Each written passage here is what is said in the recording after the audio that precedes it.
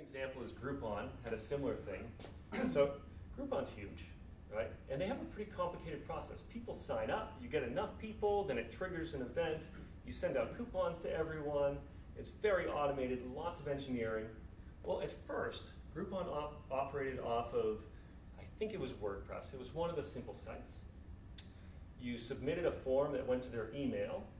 They would check their email every day, and when they got enough emails from enough people for the same product, they would, using FileMaker, using a program, make PDFs, and then manually email them to everyone.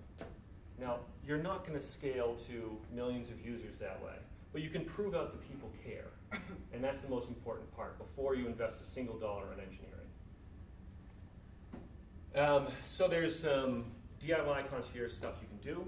I'd say if you can do it yourself, that's always best. Use a form, use a survey, email people back. It's a nice way to take yourself out of the immediate feedback loop if you can work over email instead of having to work on a live website.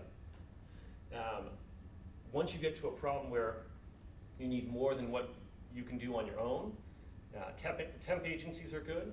Has anyone heard of Taskrabbit? So using Taskrabbit, you can get a lot of stuff done that way.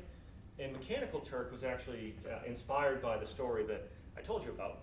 It's a product by Amazon where you can put up tasks for humans to do, and they'll source it out to those humans. So like you could, if you were doing a video or a photo service, you could have pictures of people and say, all right, have a human tell me how many different people are wearing red hats in this. And it will send it out to thousands of people. You'll get your answer very quickly. So you can get kind of machine learning type data without having to deal with any of the engineering stuff. And it's all website driven.